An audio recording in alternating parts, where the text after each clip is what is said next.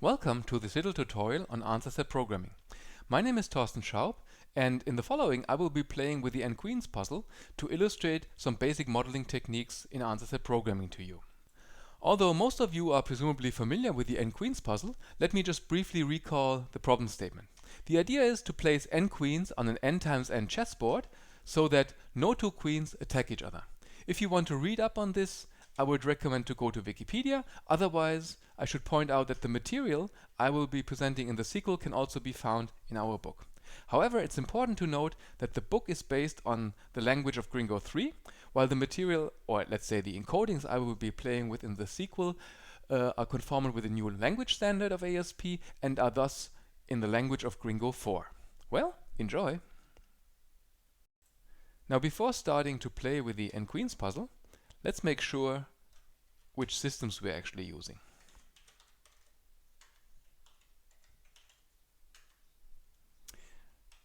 So I use the alias Gringo 4 to point to the actual Gringo version, the same actually for CLASP. Now let's see which version I'm using. I'm using Gringo version 4.4 and CLASP version 3.04. Before delving in the actual ASP code, let me recall to you the basic modeling methodology of ASP. So ASP is based on a generate and test methodology. Again, this is not that the solver is going to solve problems in this way, but it's more or less the way you should write down nice ASP programs.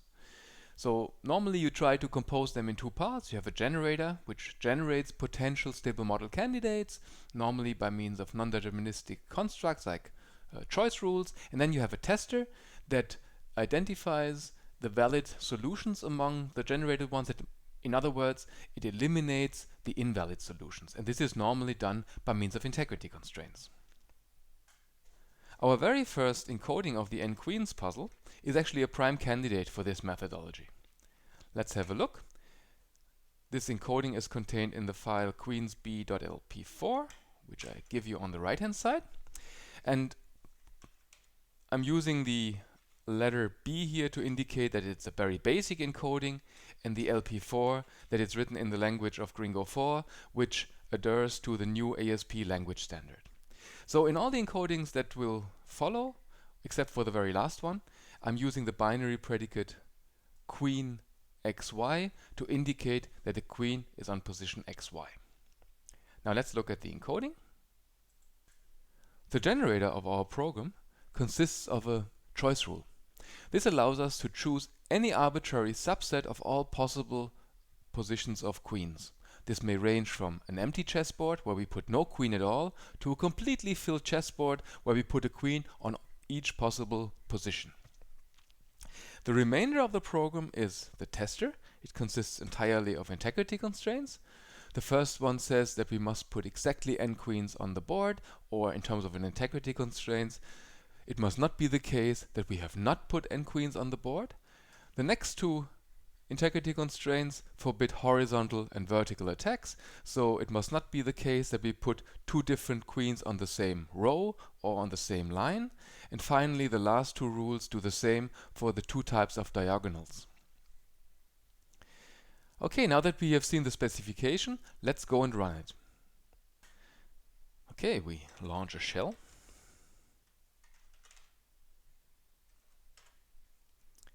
And run simply the 4 queens puzzle. So just to recall, we launch the grounder on our encoding, tell it to replace the parameter n with 4, and then we pipe the result into CLASP. And as a result, we will get the first possible solution if there is one. Here we go, and there it is. So in this solution we put a queen on position 1, 2, another on 2, 4, yet another on 3, 1, and finally one on 4, 3. Let's see actually whether there are more solutions, because as you saw here with the plus, this has not exhausted the search. So we can do so simply by adding a 0 here to tell CLASP, give us all possible solutions. And here we get two of them, which are actually symmetrical if you take a closer look. Enumerating all solutions is actually a fun way to experience the generate and test methodology of ASP. Let's do this. First, going here, cleaning up a little bit. So to this end, let's just uncomment all integrity constraints. That we do not filter any solution candidates, we just look at the solution candidates. Now we launch the enumeration mode of clasp again, but we will not actually look at all the answer sets, just look how many there are. And there are 65,536. Okay, now let's narrow this down a little bit and let's just enumerate all solution candidates that have exactly n queens, 4 queens in our case. So we narrow things down to 1,820. And now we kick in the integrity constraints that forbid multiple queens on the same row and line. Now we narrow things down to 24. And if we then also forbid 2 or more queens on the same diagonal, we are down to our original encoding, which were just 2. This encoding nicely reflects ASP's generate and test methodology. Also, it's declarative, the problem is nicely described, and it clearly decouples the description of the problem from the algorithm used for solving it. Nonetheless, each encoding, even though it's very declarative, induces a certain combinatorics, and this combinatorics may yield to a different scalability behavior. And the first question we have to ask is, what about its combinatorial explosion during grounding? To get a better idea, let's just see what Gringo produces. We do this not for the 4 queens encoding, just first of all to get an overview for the 2 queens encoding, and of course all this in human readable output. So if we do this, we actually get a nice correspondence to our original problem.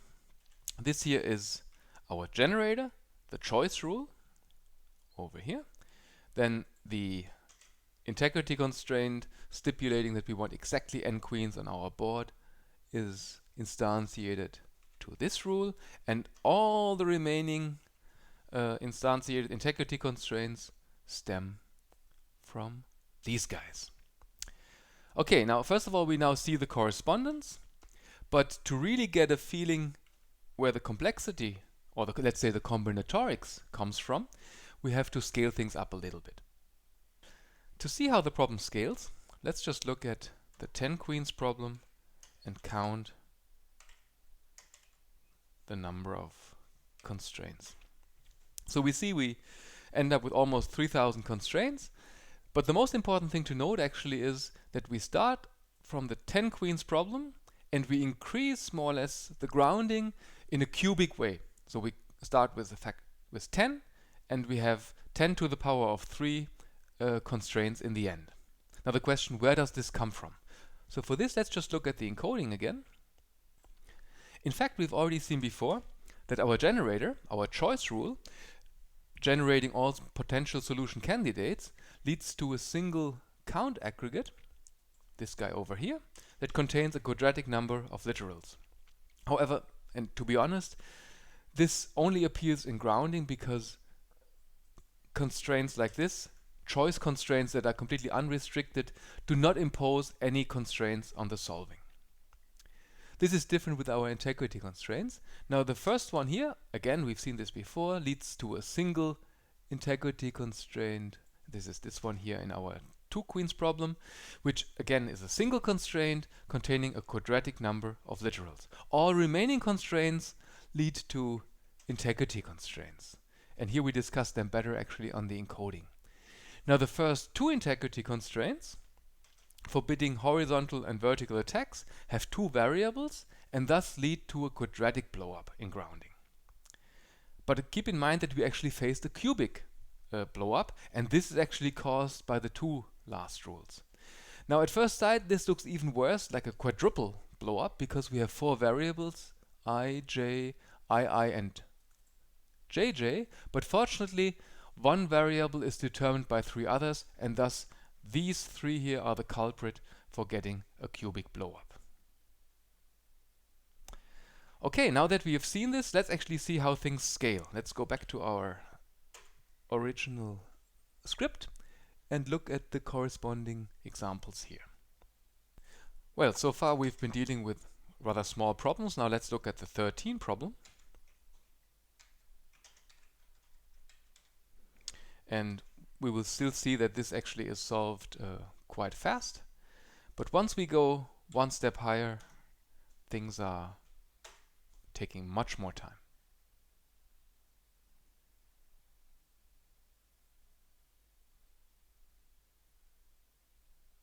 So we should come to an end sooner or later, at least roughly after 15 seconds. But anyway, we observe now that this encoding does not really scale, and going beyond is really, really infeasible.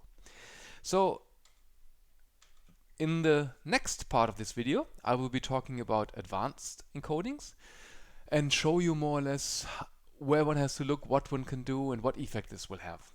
Okay, so stay tuned. See you.